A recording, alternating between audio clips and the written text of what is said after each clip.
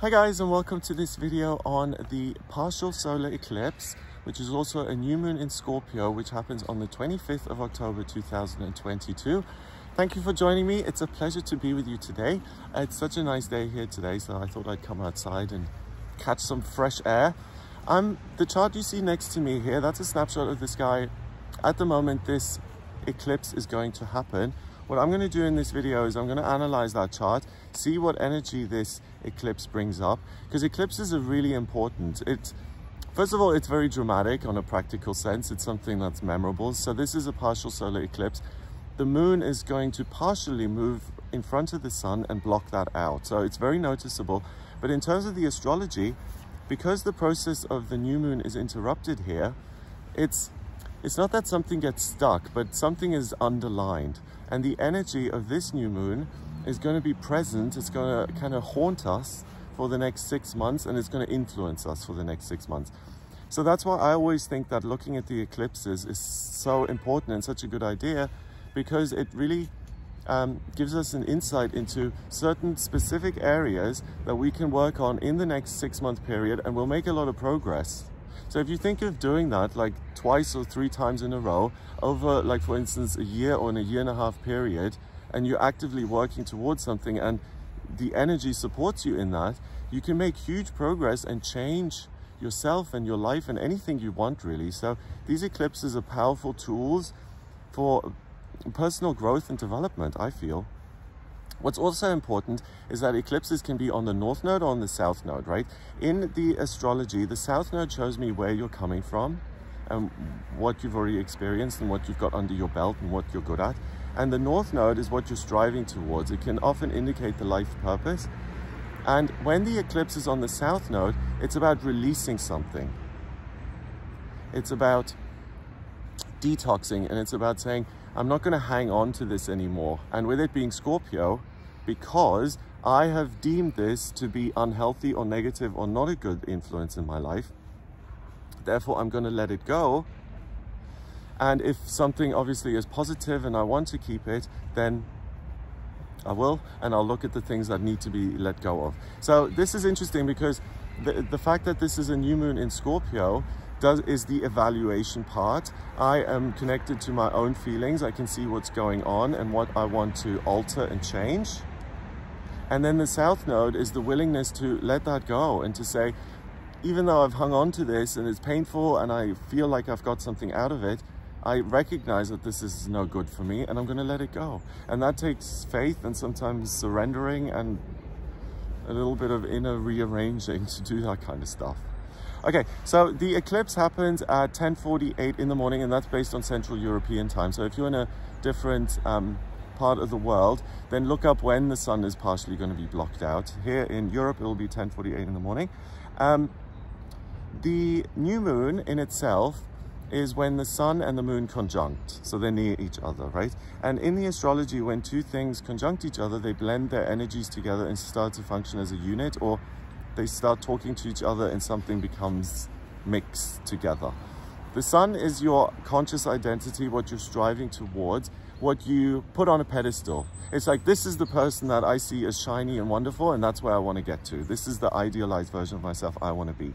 That's at 1 degree in Scorpio. So what's important during this eclipse, I want to understand myself, and I don't want to walk around wounded and like bleeding like from all these cuts and stuff.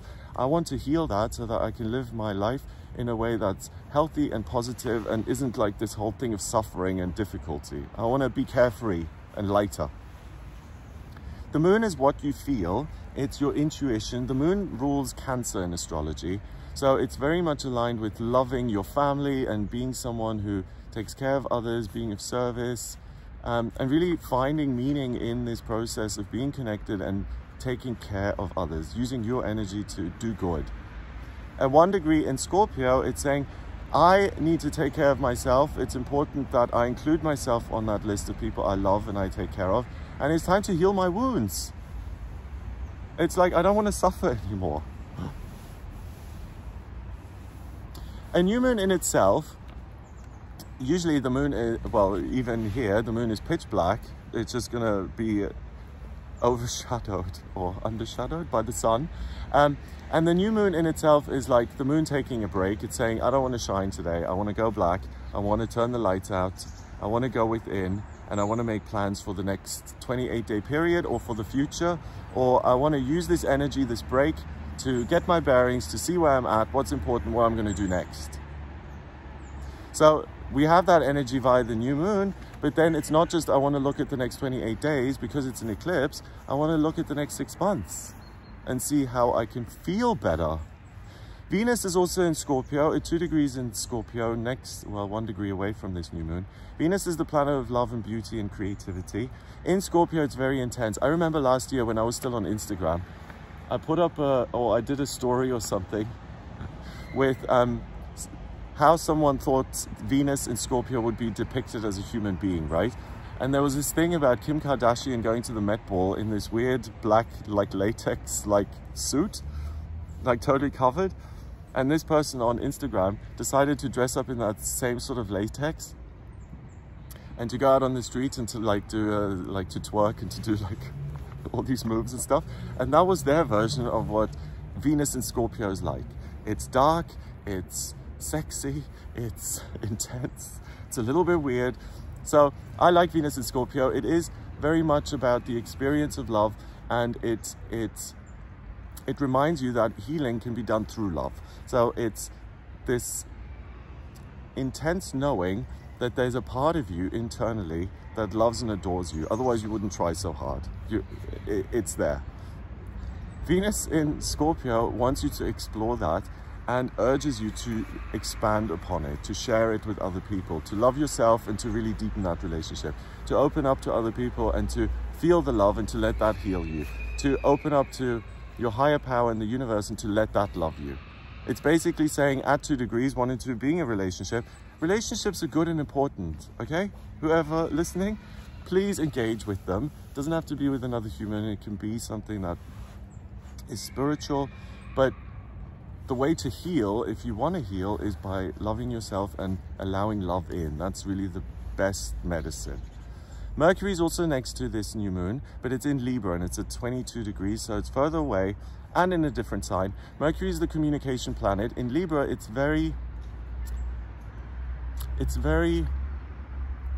unselfish, it's balanced. It takes itself as seriously as it does other people. It's more interested in the community. It's more interested in getting outside of the self to connect. 22 is the master number of the builder, and Mercury being here in Libra means that you maintain this connection to other people, this good connection. So even if you feel like you have a ton of stuff going on for yourself emotionally, and you're like, oh, I can barely even hold a conversation because I'm so self-absorbed right now trying to figure out what's going on here. Mercury in Libra means that you still have the presence of mind, the ability to come across very well and to connect with people and to pick up where you've left off. So, you know, sometimes it's a lot easier to open up to a stranger than it is to a family member. And what I'm getting here during this eclipse is you've got so much going on emotionally that usually you would take that home and do it on your own and give yourself some time. But here, I think you're interrupted and distracted via other people. And it's like you unwittingly let someone in, or you overshare, or you really share your true feelings about something, even though you didn't have an intention to do that. And it's the beginning of a new relationship, and one that can heal you. So it's interesting to say that because I think the potential for love is always there, right? I mean, unless you're living, you know, on the North Pole by yourself. But then even you can like go online anyway. On this day, I think the potential for love is heightened because of what you bring to the table and how other people are going to be feeling. There's a much greater willingness amongst people to connect in a meaningful, authentic way. And because a lot of people are going to make that the priority, if you tap into that, it's likely that you can find what you're looking for. Wow. Okay, then we have the new moon forming some relationships with other things in the chart. So first of all, it creates a trine with Mars at 25 degrees in Gemini. Mars is desire and passion and energy. In Gemini, it's looking for solutions. It's looking to have new experiences. And at 25 degrees, 2 and 5 is 7. That's the mind and creativity. This stands on its own first and foremost as something that makes you very creative and articulate, and you can express yourself beautifully. So use that if you're a writer or an artist. But then because it forms this trine with the New Moon in Scorpio, it opens a doorway into your own feelings and the courage to go into those dark places, those hidden crooks and what? Not crooks. What? Hooks and crannies? Something like, all the like hidden dark places within yourself that need light shining on them, like getting all the cobwebs out, right? You have the courage to do that and have this dialogue with yourself. So I really think that you can be your own therapist, your own healer here. It's amazing. The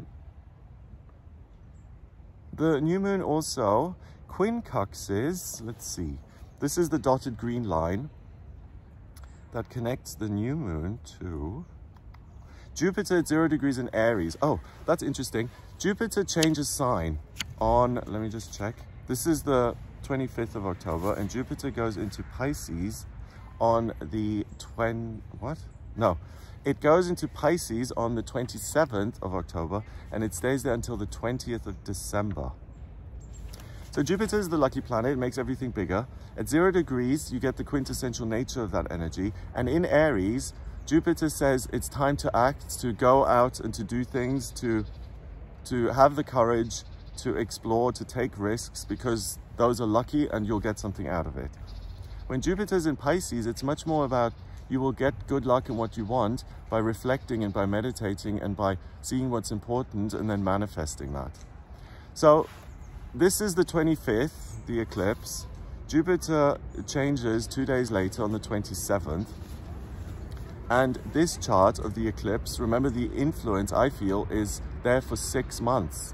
So the fact that we've got Jupiter still in Aries just means that this drive to self-heal and to take personal emotional risks is going to be present for the next 6 months.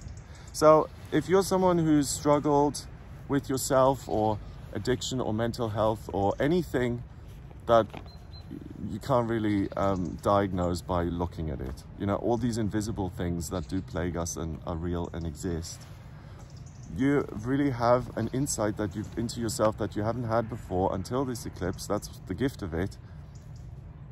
And the willingness and practicality and know-how to work with yourself and to heal. Okay, then we've got, let's see, what other relationships? The new moon squares Pluto 26 degrees in Capricorn. So Pluto is the ruler of Scorpio. So the new moon forming a square, there's friction.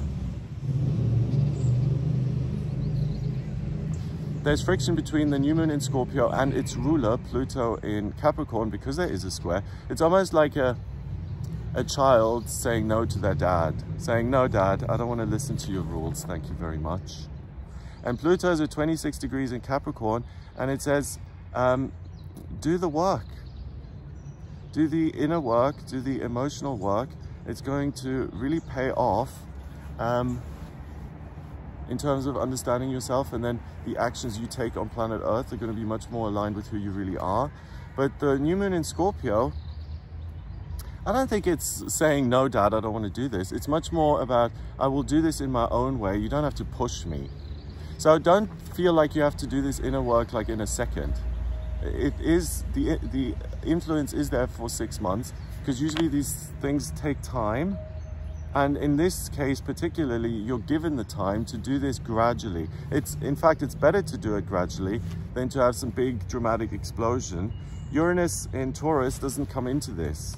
So it's slow and steady wins the race. Okay, what else? We've got the square, the quincunx, the trine. Yep. So those are the relationships the new moon forms, but there are some other things I just want to look at. Neptune is in Pisces, that's on top of Jupiter. So that's that inflated sense of, oh wow, I can really look into myself and I'm getting the answers easily and quickly. Chiron is nearby as well in Aries, and that's urging you to heal, and it's saying the promise of this work is that your life on the other side of it is going to feel much more stable and it will be much more manageable. So it's worth doing this. Saturn's in Aquarius, so you get on well with other people, and you can talk to other people and really get clarity that way too. And then Uranus on the North Node is saying anything that isn't healthy and that you thought was a good thing in your life and that thought made you feel secure and stable and gave you a sense of peace, it's actually turned into something else. Please reevaluate it. And if it's no longer helping you, let it go. Drop it like a hot potato. That's what this eclipse is all about. Having the courage to let go of things that you thought you needed, but actually you don't. Black Moon Lilith is at 21 degrees in Cancer and it opposes Pluto. So I think the one distraction is I don't want to feel all this. So instead I'm going to make the whole day about other people and helping them. That's self-sabotage according to this. The opportunity is to look at yourself and to understand yourself amazingly and then to make changes. If you're constantly running around, and I would say this is a 3-day event. So I would say you start to feel this on the 24th, then the 25th when it actually happens, and the 26th. If you find yourself doing that, especially if you're compulsively doing it and running around like a, you know, like you notice that, wow, why am I so wound up here? Then you're compensating for something you don't want to look at. It's a way of avoiding. So, any other warnings I have to give you? Venus in Scorpio is very, very intense. So if you meet someone, so a friend introduces you to someone at a party, and 10 minutes you're madly in love with him and like planning the marriage, it may be a bit much. Venus in Scorpio is very, very intense. So if you find yourself again acting out of character and being like, oh, I just met this person and now I'm choosing rings here, what's going on? Then that's a sign that please cool it a bit. Slow and steady wins the race. If that person's right for you, they'll still be around next week and the week after. So you don't need to get it all done straight away. Yeah.